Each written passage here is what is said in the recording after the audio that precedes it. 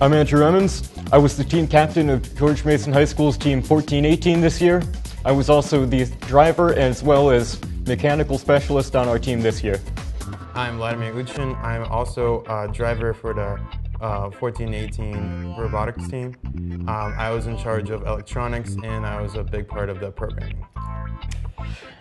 Well, our logo on our shirts here dates back to the first years of our team before we even arrived here at George Mason High School.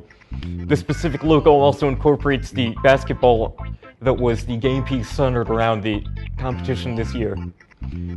The fist and wrench here symbolizes our team unity and cooperation, as well as utilitarian theme in trying to create a robot that is both functional and as elegant as possible. Like every season, this year's season seemed to go by before we even knew it. As every year, we only had 6 weeks build period to complete the construction of our robot from start to finish.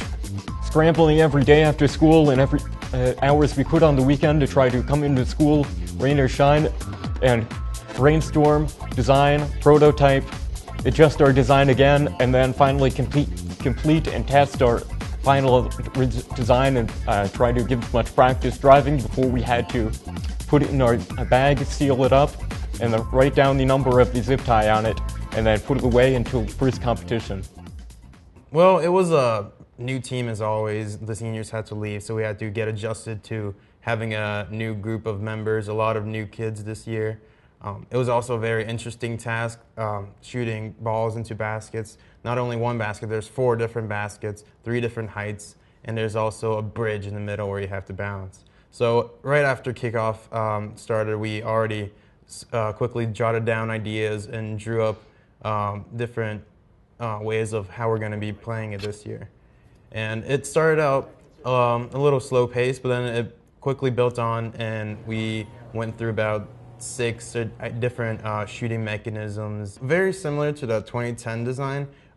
That year it was a very contact sport since it was soccer, so we noticed that we bent a bunch of axles and things like that. So this year we decided to make a very sturdy robot, so we went with big 8-inch pneumatic tires, had a low gear, really high torque transmission, and went around with having a very solid, small chassis sized robot. It did bounce a lot, but that actually helped out a lot by having a very quick, agile movement, by bouncing around and grabbing a ball and getting ready in position and shooting. Definitely the strong point of our design this year and how we chose to play the game was how we chose to have a small frame and small, robust frame that was able to be much smaller than maximum dimensions, allowing us to very easily balance with 1 or 2 other robots on the bridge. And that ended up being a substantial amount of points in allowing us to win games from that alone. Well, it was very hectic at times. There's a lot of noise coming from both the crowds, your own teammates, and just a lot of commotion and balls flying around everywhere. So you just really had to pay attention to every key point that you were assigned to do. So as the driver, I had to pay attention to what my partner was saying, to what was going on in the field, the time that was read up on the board, and also just trying to keep calm while I was doing the entire process. It was a very close game, both the Virginia Regional and the DC Regional. We were really close up there, and it was just a blur. The games go by so quickly. You enjoy every second of it. There's always a commotion, but it's just such an awesome experience. We felt very competitive this year. This year we had probably more so than any other year, teams coming up to us and expressing interest in playing the game with us, as well as many other judges and experienced engineers coming up to us and just describing what they admired about our design and what they thought we did really well compared to what 60 other teams did and how they approached the same challenge in much different ways. One of my lads come work for me at like NRL or something like that, right? Someday. That's your thing. Right. It'd be cool. It's nice to see you. Right now. Thank you. Nicely done. You bet. Pleasure. Thank you. You guys know who you were just talking to. Yeah. Mike, yes. Mike Mullen? Wait, no. He's the top technical officer of the United States Navy. Okay. All right, guys. All right, let's go get in line. All right. I like your robot. Thank you. Thank you. Well, it's always luck of the draw to see who your partners are going to be. So you never know, but we always try to go ahead before every match, talk to our fellow teammates, and even talk to our opposing alliances and talk about the cooperation possibilities. And you just have to make do with who you get paired up against with. I mean, you see that your opponents are they seem to be a very good competitive team, but you just have to do just that much better than them and just try all the best you got. For the first robotics competition experience, it always proves very unique, and this year, for the qualification rounds on Friday and the first half of Saturday, we're provided with a list of teams that we're going to play with. And it's always interesting to see in the course of an hour how you may have very different partners and very different opposition. And immediately having to be able to find out those other teams in a crowded stadium of 60 other teams, find them out, discuss quickly what their robot capabilities are in comparison to your robot's capabilities, and then immediately decide what's the best way to be able to play this game. What angle do we want to try to go for? And analyze the competition and see what their strengths may be. Let's get ready to rumble! And completing this blue alliance, team number 1418. From Falls Church, Virginia, it's Vay Victus. Teams in position, robots are ready. Let's begin in 3, 2, 1, go! Wearing the hybrid ground, we have Vay Victus lining itself up for some layups, but just falling slightly short of the target. Here comes Team 620, the Warbots, trying to do a dunk, but also missing the target. It looks like this one is going to be a close match as it's 0-0, moving into teleoperated period. Team 888, the Robotinators, trying to take possession of those two balls that are on the cooperation bridge, but it looks like it's going to go to the Blue Alliance with Team 2537, Rage, taking possession of one of those balls. The Warbots in possession of two more basketballs, looking to do a dunk for the first points of the match. And it's good for 2 points for the Red Alliance, but being quickly followed suit by Vay Victus of the Blue Alliance, getting 1, 2, going for a third into the middle goal for 2 points apiece, and being accompanied by Team 2537, Team Raid, also scoring another 4 points, giving the Blue Alliance a small lead as we progress with 66 seconds. Blue Alliance controls the 5-point lead, but here comes Team Warbot, 620, going up shooting 1, 2 into the middle goal for additional 4 points, and another one, giving them an additional 6 points, giving them a lead of 1 point, but it's quickly followed suit by 2537, Team Raid, scoring another 4 points, giving them a 3-point advantage with 40 seconds left. Vay Victus comes up and accompanies the score. Not to be outdone, the Robotinators going up trying to score 3-pointers, but just falling shy of their target with 30 seconds left in the match. 30 seconds. Human players throwing the balls onto the field, hoping for some Hail Marys, but just falling short of the goals. With 20 seconds left, we're going for a cooperation bonus as well as 2 blue robots balancing. With 15 seconds, can they do it? Oh, it's coming close. Well, it looks like the Red Alliance continues to score, offsetting the lead. But here comes the Blue Alliance with the balance and the cooperation, and that is game!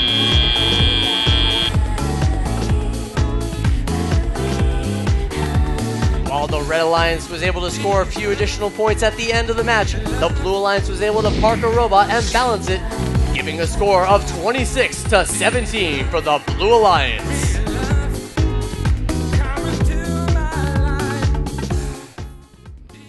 Well, with experience going to the Virginia Regional, we learned from our, not mistakes, but just our experiences. We learned from our experiences and saw what other robots were capable of doing and just thought, oh, how could we do something similar to theirs? Or how could we, what is it that we're doing that could be fixed a tiny bit?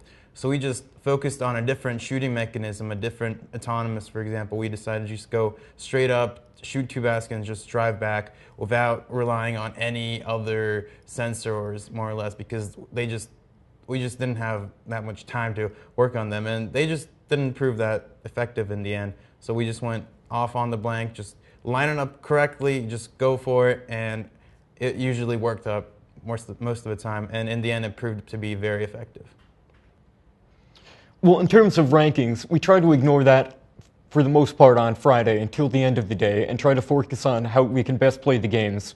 Well, we bear in mind that every match that we play affects how we are ranked. We try not to focus on that and not allow that to affect our gameplay. We had a computer set up that showed our driver station, and me and my fellow driver here, we both had Xbox controllers. I was in charge of driving the robot and actually the movement of driving around, and Andrew was in charge of shooting, kicking the plate, and lowering the arms for the robot. Well, this was a very rough and intense game this year. We were very lucky not to have anything critical destroyed this year. The major problem that we had was the one instance that we had of our robot falling over the bridge. It landed on our shooter motor that was able to, the wheel that we needed to use to shoot the basketballs into the baskets. However, we were able to quickly repair this by simply rebending the axle that the wheel is positioned on and then testing the alignment of it to ensure that it had the same consistent shot before it sustained this injury. The only other problem that we incurred was the weld on the arms that we used to bring down the bridge breaking off from repeated use and the amount of force that it took, especially from lowering the bridge and falling down on it from falling off the bridge, as well as falling over on the other side of the barrier in the middle of the field. That, however, we were also able to very easily quit simply by bolting together with an angle brace instead of using the welds. Before every time we went on the field, we had a checklist that we had to make sure that we had gone over. So we had to talk to our teams, talk to our opposing alliance, make sure all the bolts are tightened in certain areas, like the kicker plate, for example, and the pneumatics. Also, just routine checkups, having the correct bumpers on. Yeah, just a lot of checklists. During the game period as well, we also are permitted to have a third person stand behind us here and act as a robo-coach, as their position is called, to guide us through the entire game, as we only have 2 minutes and trying to focus on five other robots on the playing field, as well as keeping track of about 24 of these basketballs that are on the game field. And it's trying to suddenly change strategy within the middle of this game can prove very challenging. So having a third person here, as well as having 2 drivers, allows us to be able to synchronize and act as a single team here to guide one robot on the field and try to have a coherent strategy for 2 minutes. And after a little bit of practice, definitely by the second regional, we were dead on of having a solid strategy to go through the course of the game. All right, we're continuing the tournament here in the nation's capital. In our first round, quarterfinal number 1, it was the Red Alliance that came out on top. They have a 1-game advantage moving into the second round of quarterfinal 1. This is now quarterfinal 2, pitting our number 4-seeded alliance, they're the Red Alliance, against our number 5-seeded alliance, the Blue Alliance. These alliances have not faced off against each other. This game is to see who will have the 1-game advantage in quarterfinal number 2. Let's find out if it just might be the Red Alliance. Right here, we've got Team 1389. From the Walt Whitman High School in Bethesda, Maryland, it's the Body Electric. And they are joined by Team 2537. From Atholton High School in Columbia, Maryland, it's Ray. And they are led by team number 1719. The Park School of Baltimore in Brooklynville, Maryland, it's the Umbrella Corporation. That's the number 4-seeded alliance taking the red controls. Down here, it's our Blue Alliance. They're looking to be the first alliance to have an upset in the tournament with a victory right here. We've got Team 174. From Liverpool High School in Liverpool, New York, it's the Arctic Warriors. and Team 1418 from George Mason High School in Falls Church, Virginia, Bay Victus. And the leader of this number 5 seeded alliance, Team 116 from Herndon High School in Herndon, Virginia, Epsilon Delta. Those are the teams for quarterfinal 2, match number 1. Teams ready. The robots are ready to start shooting in the hybrid period. We'll begin quarterfinal 2 in 3, 2, 1, go! And as we start quarterfinal 2, round number 1, we have several balls from the red alliance being volleyed into the goals, with the one in the high goal for 6 points. But here comes the blue alliance with 174, responding in kind, getting one in the high goal as well for another 6 points. It's going to be a tie as we move into the tally-operated period. Each alliance quickly trying to go for those balls on the ramps, but it looks like Team 1719, the Umbrella Corporation, gets to one of them first, and Bay Victus gets the second. Right now, Team 116, Epsilon Delta, going down to the red alliance's side to play defense. Let's find out how effective that'll be with 99 seconds left. It looks like this may be a defensive game as there's one alliance robot on either side with 1 minute 30 seconds left. No points have been scored during the teleoperated round, but here comes 174, the Arctic Warriors, going up and getting a 3-pointer and another 3-pointer for a total of 6 points, giving them a 6-point lead. While over here on the red line side, Team 1719, Umbrella Corporation, trying to lobby those balls in despite the defense of Team 116, Epsilon Delta.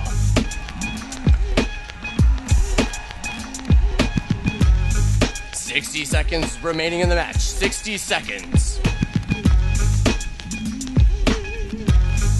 And still some heavy defense being played on both alliances' parts. It seems to be playing a huge effect because there's been very few points scored during the teleoperated period. It looks like it may come down to the end game with 40 seconds left. Team 116 getting set up to balance on the bridge. Same with Team 1389, the Body Electric. Right now, it's a close match, only separated by 5 points. If there's one team that can balance, it could be the deciding factor. We'll find out with only 23 seconds. 174, the Arctic Warriors goes up, scores 1, 2. 2 balls in the high goal for 6 more points for the Blue Alliance. Now they're trying to balance on the bridge. Same with the Red Alliance, who will balance first with 10 seconds. And with 5, 4, 3, 2, 1. And just before the buzzer, the Blue Alliance was able to creep out 2 balanced robots, which will give them 20-point bonus.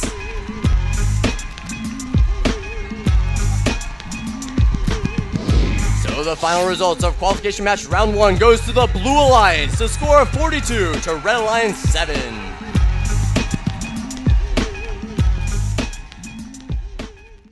But you guys, watch what you're doing, because these are good points. Yeah, last time we were completely perpendicular. But now talk to your alliance partners about where to go. Yeah. They immediately went to defense. You guys did a great job pulling the balls in, but do you want to stay out of their way or go play defense the way you did against the guy in the corner? I like that. That was good. You guys are fine.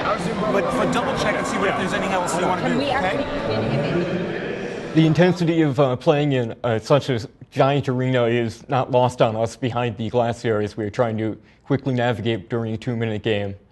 It's apparent throughout the entire game that we're playing in a stadium that has hundreds of people watching us, loud music blaring, as we try to focus on a very specific task and accomplish that within a short period of time. We are also talking to your own teammates during the entire time, and you're trying to communicate, and also you're trying to talk to your alliance members, and that's really difficult since everyone's focusing on their robot and their task at hand, but you also have to sometimes tell them, oh, now let's go for the bridge, it's 50 seconds, we have a certain timed moment that we have to go for it, and sometimes they're just paying attention too much to the game, and they just need a little nudge, so they're reminded that it's time to go for the bridge. This is the first match in the semifinals. Number 1 versus number 5. Let's find out how this is going to play out. We'll begin our semifinals here in the nation's capital in 3, 2, 1, go. And we start the semifinals off with both the Red Alliance and Blue Alliance volleying those balls into the baskets, but it looks like Team 141, the Wobot, goes up, scores 1 and 2 in the high goal. Quickly followed suit by Team 116 and 174. It's going to be a close match, but right now the Blue Alliance has a 3-point lead. As we progress into the teleoperated period, robots are trying to take possession of those balls and hopefully score throughout the teleoperated period. Right now, 12-18 Vulcan Robotics setting themselves up to score, while Team 116 Epsilon Delta playing some defense. Despite that defense, they managed to get a 3-pointer in, evening out the score to 21-21. And now the Red Alliance has a 6-point lead by getting 2 balls in the high goal. It's now 27-21 with 8v4 seconds left, and 174 answers the call, going up, shooting 1, 2, and 3 points. 3 balls in the high goal for 9 points, giving them a 3-point advantage over the Red Alliance, which then answers in kind. The 836 RoboBees are now at 30-30, but quickly followed suit by the Bay Victus, going up and getting another 2 points for the Blue Alliance with 60 seconds left. The Red Alliance goes up and scores another 3-pointer, giving them a 1-point lead as we move into 50 seconds left. 174 going up, scoring 1-2 with the Arctic Warriors, giving them another 6 points. It's now a 5-point differential, but here come the Red Alliance, scoring another 3-pointer, a second 3-pointer, giving them a 1-point lead of 39-38 with 33 seconds left. 174 trying to give the Blue Alliance the advantage.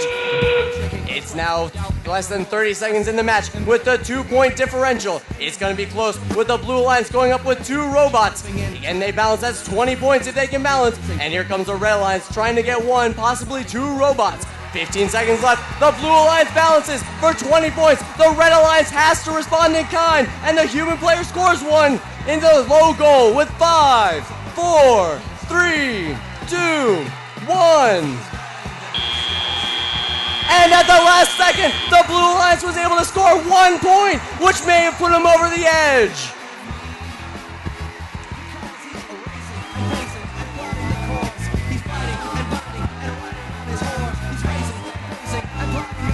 That was a Hail Mary shot. It looks like it could have been the difference.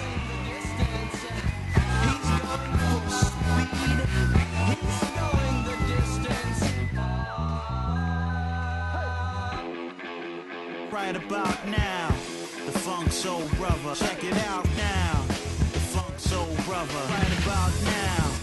Referees are having a small discussion, so we'll give you the results in just 1 bit.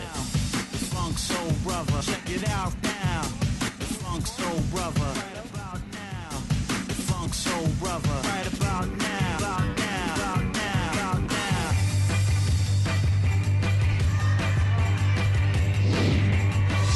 And the results of the match go to the Blue Alliance, a score of 62 to Red Alliance 55.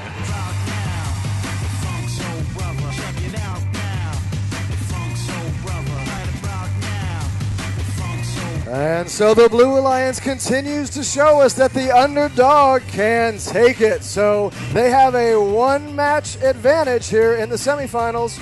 That was a very good experience, beating the #1 team in that first match we had against them. And then afterwards, I think we got our wins ahead of ourselves. So we just had to keep fighting. But we lost the following 2. But it was just a fair match. Everyone had a great match, and it was a fair fight against them. It was a very gratifying experience to be able to say that we, at least once in the elimination match, as well as once in the qualification match, defeat the #1 ranked team that was, even before the competition started, decided to be the team to beat there. So we are very happy that we were able to do that at least once, or actually twice there. And especially having another team come up to us and saying, hey, we're going to have to face those guys that are #1 right after you. We noticed you beat them. How on earth did you do that?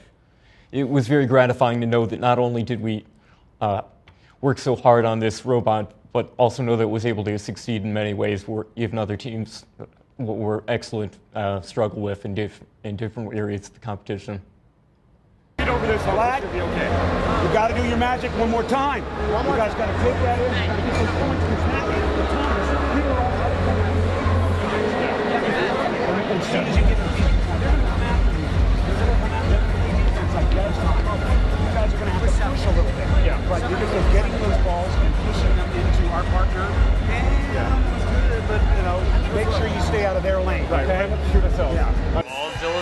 Pennsylvania, it's Vulcan Robotics. They're joined by team number 836. From Leonardton, Maryland, it's the RoboBees. And team number 141. From Holland, Michigan, it's Wobot. That number 1 seeded alliance again facing off against the 5th seeded alliance. They've won one match down here as well. They're looking to repeat and move on to the finals. Let's hear it for team 174. It's the Arctic Warriors from Liverpool, New York. Team number 1418. Bay Victus from Falls Church. And the leader of this alliance, team 116. Epsilon Delta from Herndon, Virginia. All right, teams in position. Robots are facing the goals. 15 seconds of hybrid operation will begin in 3, 2, 1, go. Starting off round 3 for the semifinals. Round 1. We've got several balls going up. 1, 2 in the high goal. 3 in the high goal for the Red Alliance. Here comes the Blue Alliance trying to come back, but none of their shots seem to connect. Right now, the Red Alliance is commanding a 24-0 lead with Team 116, the Epsilon Delta, going up, trying to play some hard defense on the Red Alliance robots, trying to prevent them from scoring. They push the RoboBees aside. Let's see if this defensive strategy will work throughout the match. Team 116, the Epsilon Delta, have to watch themselves, make sure that they don't come in contact with the robot while they're touching the key, that bold red color in front of the red shooting station. With Team 174, the Arctic Warriors going up shooting 1, 2, 3 in the high goal for 9 points. But also here comes Team 1218, also shooting several in the high goal with 80 seconds left. The Red Alliance is still controlling a huge lead. And it looks like Epsilon Delta may have received another foul, giving the Red Alliance more points with 70 seconds left. Team 174, the Arctic Warriors setting themselves up. In the meantime, Team 1218, the Vulcan Robotics going up, scoring several, 1, 2 in the high goal for another 6 points with 50 seconds left. It's now 45-20, 25-point differential is now being widened by 1218, the Vulcan Robotics, going up and also scoring another 6 points in the high goal with 40 seconds left. 174 trying to answer the call, the Arctic Penguins going up and scoring another 3 points with 30 seconds left. It could come down to balancing of the robots, but it looks like the Red Alliance still has a small advantage with Team 1418 and 174 going up, trying to balance on the bridge. Same with the Red Alliance. With 15 seconds left, we're trying to go for a double balance. Can we do it? With the Blue Alliance currently balancing 2 robots, trying to go for 3. If they go for 3, that could be worth 40 points, and 116 goes down with 5, 4, 3, 2, 1.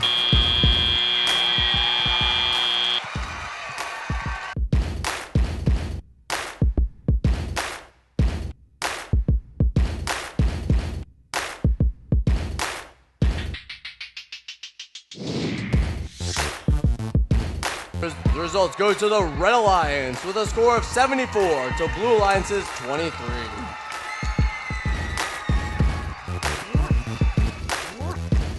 And the Red Alliance, that's the highest score in the tournament, 74 points so far.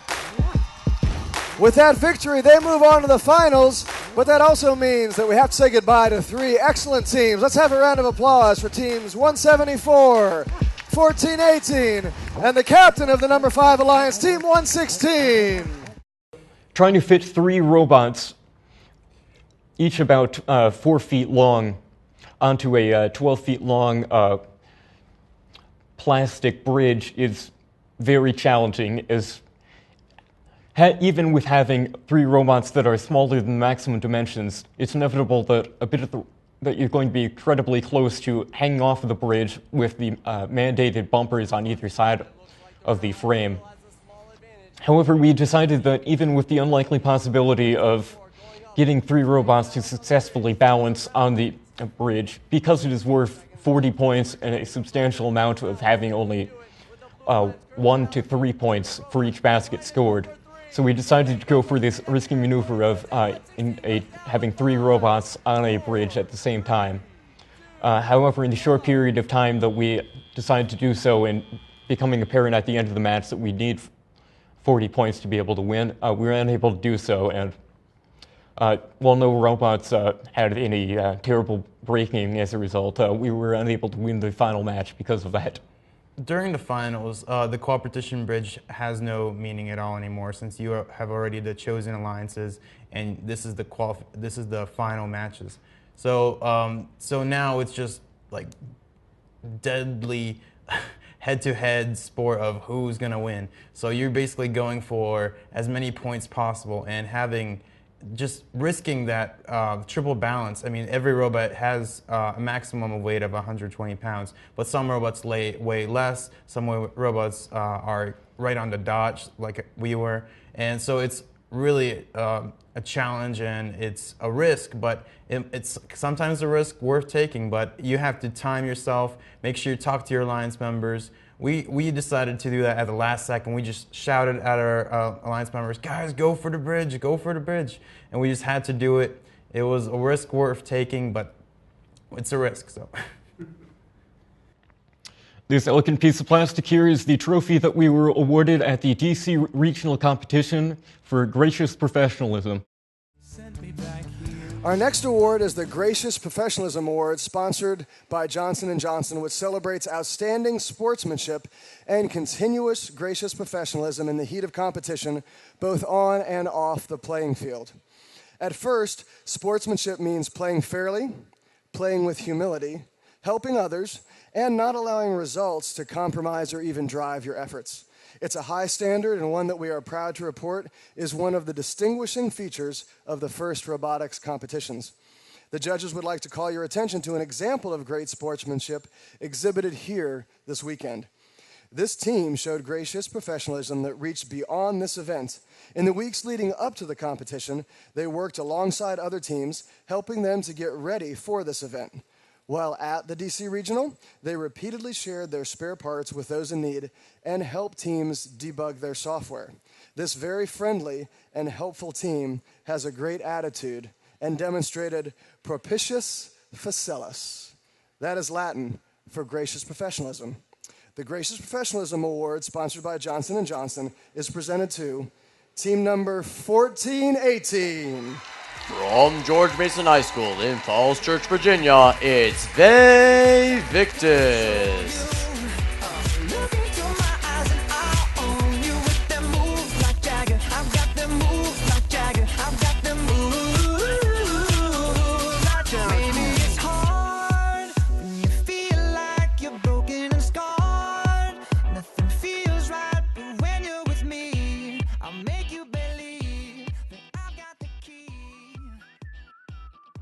Well, we had helped serve a off-season meeting where we talked to the mentors and taught other students how to prepare for the upcoming season. Also, during our build season, we helped a local DC team with their robot. Since they were a little bit behind on their building season, we decided to give them a helping hand and help them along. And also during the actual competition, it is welcome that teams show friendliness to other teams and help them out with giving spare parts and other such ideas. And also there's another event that happened during a game. Our alliance member was down on its side on its 2 wheels crawling around. And I just had to drive over there and help him on his 2 wheels, and everyone really admired that. So we're very proud that we have achieved this great recognition again, as well as our mentor, Don Bromp's first National Capital Region Volunteer of the Year Award.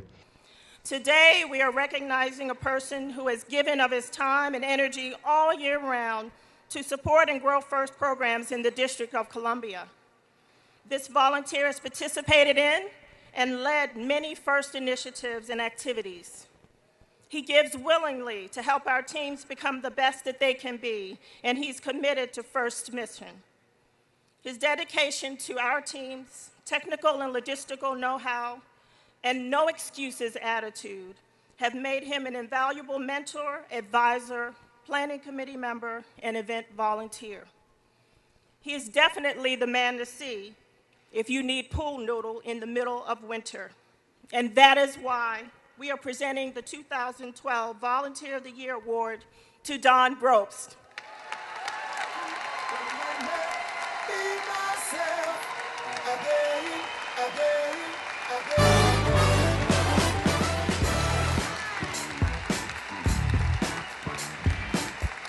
Please join me in recognizing Don Brobst, a dedicated mentor and volunteer for FIRST programs in the District of Columbia and Virginia.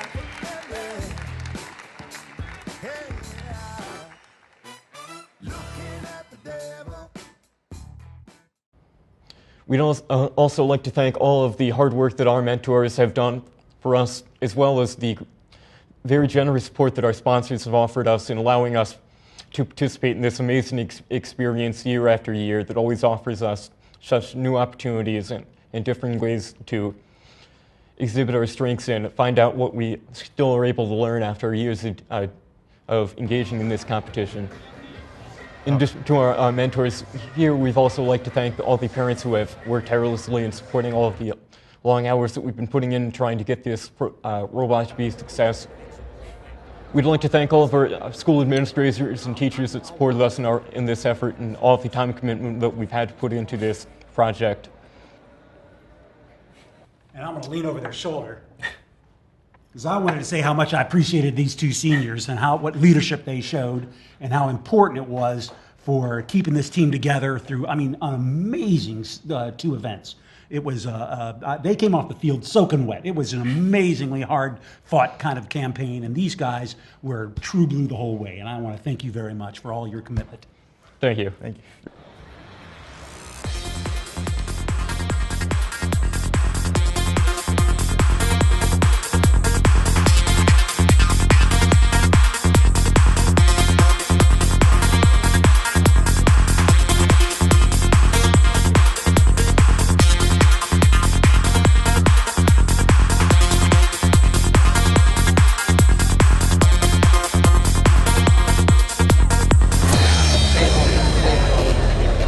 Sorry, sir, but there are no cameras allowed.